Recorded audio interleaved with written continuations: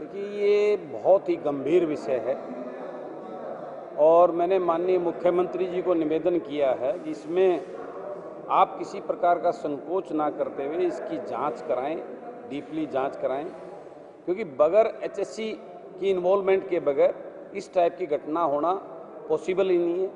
क्योंकि जिस गिरोह की बात की उन्होंने, वह गिरोह सक्रिय है और वो सब ये करता है। तो मैं उनसे पूछ रहा, मैंने वहाँ भी उनको बताया था कि वो गिरोह अगर ऐसा सक्रिय है तो यूपीएससी का पेपर लीक क्यों नहीं होता, आईआईटी का पेपर लीक क्यों नहीं होता, एनआईटी का पेपर लीक क्यों नहीं होता? क्योंकि वहाँ का तंत्र में कोई खामियां नहीं है, वहाँ सब सुदृढ़ रूप से चलता है। तो यहाँ हमारे तंत्र में, हमारे एचएससी के अंदर कहीं ना कहीं प्रॉब्लम, क्योंकि एक बड़ा लेंथी प्रोसेस है।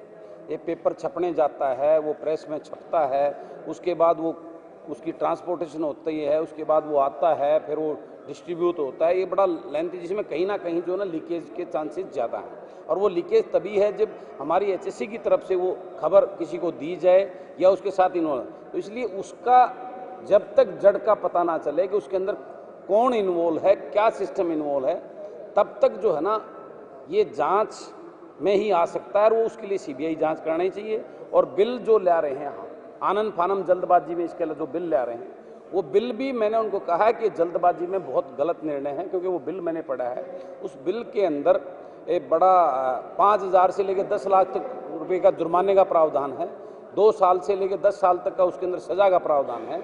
उसमें किसी भी निर्दोष बच्चे को, बेकसूर बच्चे को फंसाया जा सकता है। उसके साथ यानी इसका मिसयूज होने की बहुत ज़्यादा संभावना है। तो उस बारे में भी चिंता करते हुए सरकार को ये बिल को भी जल्दबाजी ना करके इसको रोकना चाहिए। और जब तक इसका उस रूट्स का पता न लगे, उसके बाद कौन कौन किस प्रकार के इसके अंदर प्रावधान करने चाहिए। क्योंकि उस बिल के अंदर एचएससी के मेंबर, चेयरमैन या सेक्रेटरी का कोई भी जिक्र नहीं है, उनको ऊपर क्या एप्लीकेबल होगा, क्या सजा होगी। तो इससे खाली किसी युवा की ज़िंदगी खराब हो, तो जल्दबाजी में ना करते हुए इसको रोक कर बड़ी तसल्ली से ये बिल लेके आना चाहिए। मैं इस बिल के खिलाफ नहीं हूँ इसके, लेकिन इसको जल्दबाजी में लेना गलत होगा। इससे कहीं ना कहीं जो युवाओं के साथ में को वो खिलवाड़ हो सकता है, उनके साथ अन्याय हो सकता है। तो मेरा मुख्यमंत्री जी से मैंने ये निवेदन किया था, इसकी सीबीआई जांच में कोई संकोच नहीं करना चाहिए। क्योंकि जिस प्रकार से एचएससी के ऊपर एक सवाल बहुत बड़ा पहले भी खड़ा हुआ था, क्योंकि पूर्व के जो चेयरमैन थे उनके ऊपर उनकी वीडियो वायरल हुई थी वो रिश्वत लेने की, फिर उसके बाद उनको सस्पेंड भी किया गया था, फिर दोबारा अपॉइंट कर दिया गया था। और वो जो सवाल खड़ा अभी तक लोगों के जहन में है, तो एचएससी की विश्वसनीयता को बढ़ाने के लिए इस प्रकार की जांच वैसे भी अनिवार्य है। और उसमें जो जो कमियां खामियां लगती हैं उसको दुरुस्त किया जाए, ताकि आगे इस प्रकार से युवाओं के साथ कोई खिलवाड़ ना हो। जी देखिए, मैं इसको बहुत कम मानता हूँ। 20 तारीख को भी हाफ डे था, कल भी हाफ डे था और आज भी हाफ डे। ये खत्म, ये बिजनेस चल रहा है, उसमें हाँ पक्ष की जीत, ना पक्ष की जीत होना कुछ होना नहीं, क्योंकि पूरी तरह मेजोरिटी में है भाजपा की। तो वहाँ कोई बड़ा इशू नहीं है, इसलिए मैं आ गया। आधे घंटे पहले मेरे आप लोगों के फ़ोन आए थे। तो ये बहुत ही कम है। और बड़ा दुर्भाग्य, एक नया प्रचलन अब की बार स्पीकर साहब ने किया था 0 ओवर का, लेकिन वो 0 ओवर ना होके मैं तो हैरान था, सत्ता पक्ष के विधायक उसको अपनी हल्के की डिमांड के रूप में यूज, जबकि 0 ओवर जो होता है लोकसभा के अंदर इसका प्रोविजन है, वहाँ पे जो ज्वलनशील इंपॉर्टेंट इश्यूज होते हैं उस पर डिबेट होती है, चर्चा होती है, विधानसभा के अंदर लाया जाता है।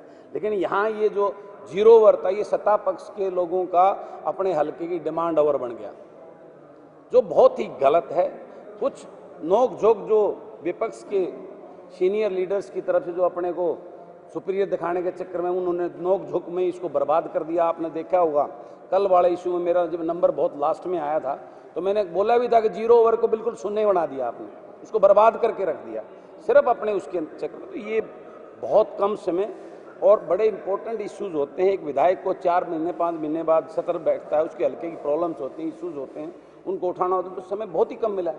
जो इशू, इतने इशू हैं, और वो अच्छी बात है। मैं मानता हूँ सरकार के लिए भी, जब कोई इशू आएगा सरकार को भी कहीं ना कहीं उससे 4 चीज़ें, कोई कमियां उसका पता लगेगा, उसको टाइमली उसको ठीक करने का, उसको इम्प्रूव करने का समय मिलता है। तो ये डिबेट्स तो होना सरकार के लिए बच्चा, अगर सरकार की नीयत और मंशा खराब नहीं है तो ओपन डिबेट करवाए, उसको फुल टाइम देना चाहिए सत्र के अंदर। जो है, मैं कहता हूँ 1 वीक से कम का सत्र होना ही नहीं चाहिए।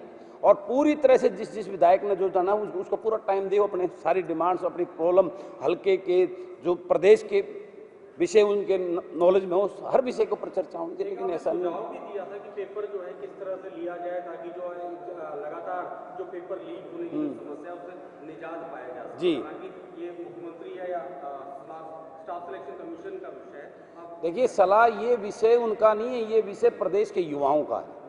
मैंने उनका वो एक पेपर आते ही बड़ा दुर्भाग्य है, हालांकि पेपर 4-5 छपने चाहिए और वो एन टाइम पे कौन सा पेपर भेजना है सेंटर में वो तब डिसाइड होता है। लेकिन ये भी एक दुर्भाग्य है कि HSC एक ही पेपर छपवाती है। बतराजी ने इशू भी, क्योंकि वो पहले रहे हैं HPSC, उनको नॉलेज है इस बात का, तो वो भी बड़ा गलत है।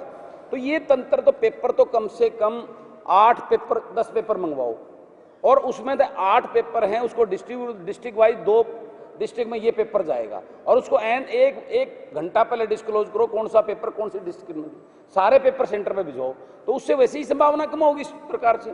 और 2 पेपर सेपरेट रखो, बाई चांस किसी एक आधी डिस्ट्रिक्ट में कोई लीक हो भी जाता, कोई ज़्यादा ही उसमें, तो उसको अगले दिन ही दोबारा करवा दो, आपके पास पेपर होगा तो आपको उसी सेम सेंटर में लेकिन ये व्यवस्था तभी हो ना जब सोच निष्पक्षता के उस टाइप की ना हो, कहीं जब हमारे तंत्र में ही खामियां हैं, उन्हीं के वहां से वो सिस्टम होता तो कैसे करोगे आप। तो ये मेरा सुझाव था मुख्यमंत्री। जिस प्रकार से विपक्ष आरोप लगा रहा है सरकार पे कोविड के दौरान ऑक्सीजन की कमी से मौतें हुई हैं, जी, मुख्यमंत्री का कहना है कि ऑक्सीजन की कमी से प्रदेश में एक भी मौत नहीं हुई, कैसे देखते हैं? देखिए मैं तो खुद जो है इसमें, मेरा एक पारिवारिक, मेरे मामा का लड़के का लड़का भतीजा मेरा, मैंने उसको अपने सामने मरते हुए देखा है। रोहतक एक हॉस्पिटल में, हॉस्पिटल वालों के पास ऑक्सीजन ही नहीं थी और मैंने उसको तड़पते हुए मरते हुए देखा है। मेरे हल्के खरेटी गाँव में मेरी एक बहुत ज़बरदस्त मेरा वर्कर है, मेरे सामने रोते हुए बिलखलाते हुए देखा है, उसकी माँ दम तोड़ गई बगैर ऑक्सीजन के। ये बातें आज ठीक है, वो एक उस पर राजनीति नहीं करनी चाहिए। हमें भविष्य में जो है तीसरी वेव आनी चाहिए, आने वाली है।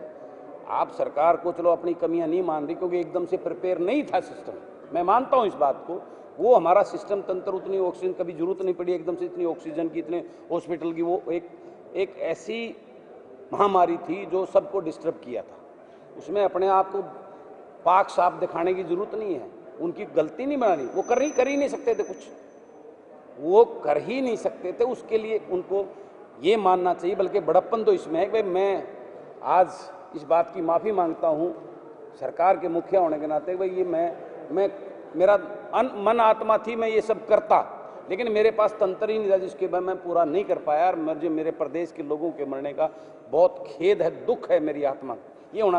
अब उस पर डिबेट करके अपनी सफाई दे रही है नहीं मरे, वो बड़ा गलत है। वो जो हुआ सो हुआ, वो किसी ने जानबूझ के नहीं किया, ना सरकार की मंशा थी, सरकार के पास तंत्र ही नहीं था। सरकार क्या करती, मुख्यमंत्री जी क्या करते, ये बात कहते तो ज़्यादा बेहतर रहता। और वो जो शहीद जो मरे हैं इस महामारी में कोविड की वजह से, उनके परिवारों के प्रति संवेदना व्यक्त करते तो ज़्यादा बेहतर होता, ये अच्छा रहता। लेकिन चलो राजनीति, ये पॉलिटिक्स ऐसी होगी, मैं इस बारे में वो नहीं, तो ये मेरा उसमें विचार है। थैंक यू, धन्यवाद। Thank you.